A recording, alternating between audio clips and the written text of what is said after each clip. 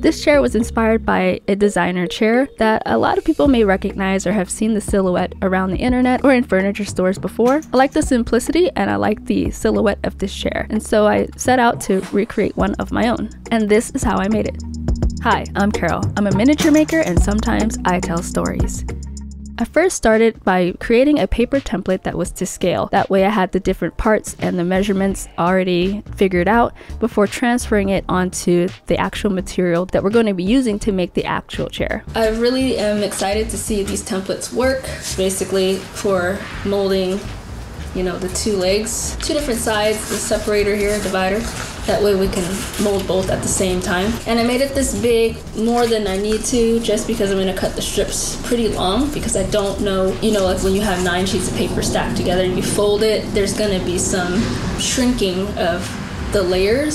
So once we have our legs cured in position, then we can cut it down to the size we need it to be, along with the angle we'd like it to be too. And then we have this is our back brace template, which I'm excited to use. I really hope it works. Here's the template for the chair, backrest. This is, you know, to make that little curve that we need. Here's just the ones for the seat, which I'm gonna, you know, we'll see what happens here. I'm a little nervous about this one. I don't really know how well or if it's gonna work. Now, because the molds are made out of cardboard, which probably wasn't the best material for that because it's a porous material, I decided to add some packaging tape to the molds to make sure that the pieces don't get stuck to the actual mold and that it'll be easy to remove. So we start by creating the core. Now the core has 9 layers of cardstock in an alternating pattern in a certain order to create the same effect as you would see in the stacked plywood method. So I went with the beige taupe-ish family, alternating with some brown craft paper to kind of create the right look and feel of what natural wood would look like. From this stack, I cut out the templates that I need. So here we're doing the back and seat. For each of the layers of paper, you'll need to cut a template out for each part of the chair. So each part of the chair will be made up of 9 layers of cardstock for the core. The finish on both sides will be the papyrus paper, which we'll see later on in this video, bringing us to a grand total of 11 layers of paper to just make the material that we need to build our chair from. So here we're doing the vertical strips for the legs and the backrest. And this is just another one of those projects where I was just experimenting. I wasn't building this for anything in particular. I just enjoy letting the creativity flow and just kind of seeing where it takes me. And I wanted to see how this method I had in my head was going to pan out.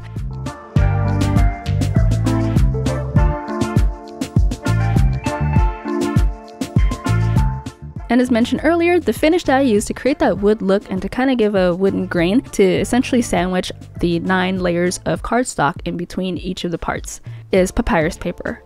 Because papyrus paper is made using a woven method, so there's vertical and horizontal pieces just interlocking, you have one side that can curl in one way and on the other side the grains go in the opposite direction, so it curls the other way. I decided to keep my pattern vertical because it naturally curves with the way I'm going to be bending and shaping the seat and the backrest.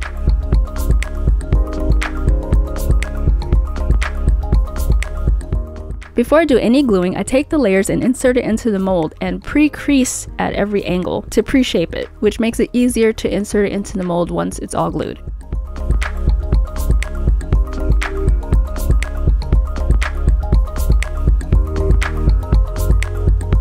Once I was happy with that, I moved on to gluing the layers together with Mod Podge, 1 strip at a time. Pretty generous with the Mod Podge because I wanted to make sure everything was nice and secure, and also I wanted to ensure that once it cured in the mold, it would hold its shape. Before inserting it into the mold, I took a wet paper towel to clean off the excess Mod Podge, but also to add a little moisture to the layers as well. That way it still retains a little bit of flexibility while I work it in, because Mod Podge can begin to cure rather quickly. So I wanted to make sure that the layers that I had on the inside, the cardstocks, were a little bit wet and a little bit damped, just for ease in manipulating it into the mold. And also cleaning off any excess Mod Podge on the papyrus paper so that it doesn't stick to the mold.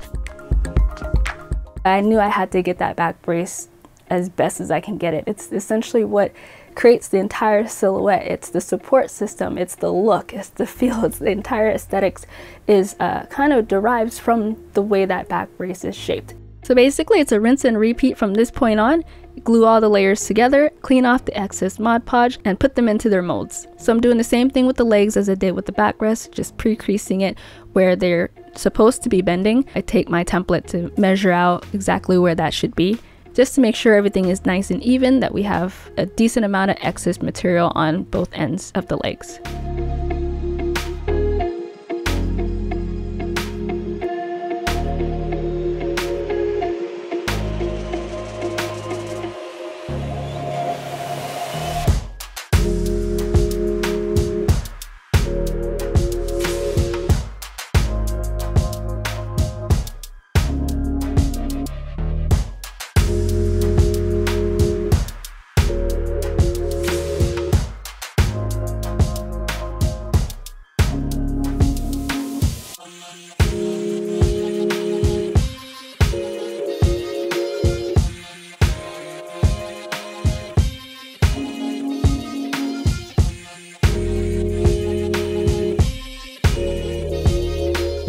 The seat of a chair was a little bit tricky because there's two different types of curves. There's a curve toward the back of the chair, and then there's a lip at the front of the chair. And so I wasn't really sure how this was going to hold or if it would even stay in position.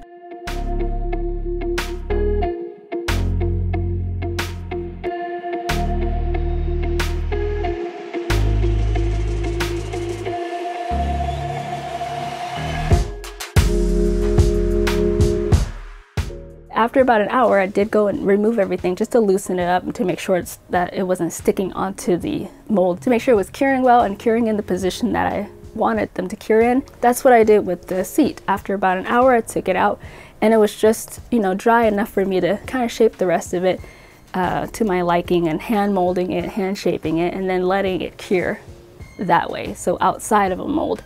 Though they're curing, they're still somewhat wet and malleable. To my surprise, held their shapes really well at this stage after being tweaked. For the backrest and for the chair, I didn't have to put them back in the mold, so I just allowed them to cure outside of their molds overnight.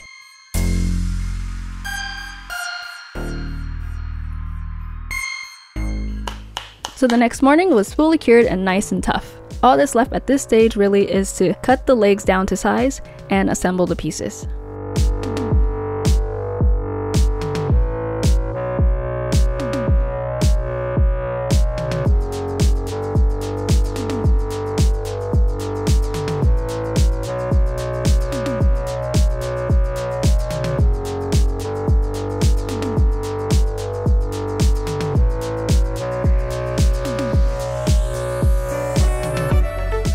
So I started by gluing the seat of the chair to the back brace. Originally, I was going to glue the pieces and then seal it, but while I was gluing the pieces, I kind of put too much Mod Podge in one area, so I had to spread it around the chair just to kind of thin it out, at which point I was already beginning to seal it, so I just went ahead and glued and sealed as I went. For the second chair, I did go with my original method, which is gluing it first, letting that cure, and then sealing everything. I knew that from the beginning. I just ran into an issue and I just had to go with the flow. Glue it first and then seal it, which I highly recommend if you're going to make this chair or do something similar.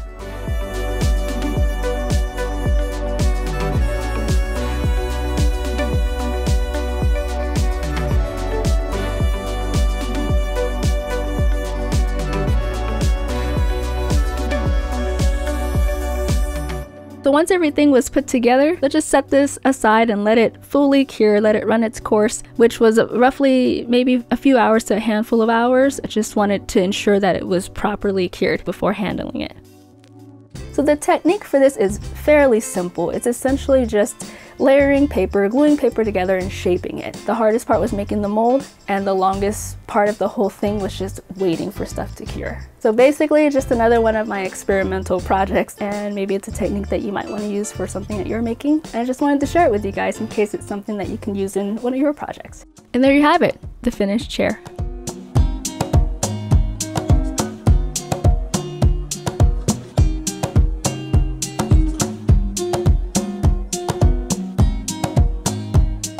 And if you notice in a few of my other videos, I generally like to feature some of my personal art and my miniatures, and this video is no different. So the photograph on the wall is my actual photography. I shot that in New York some years back.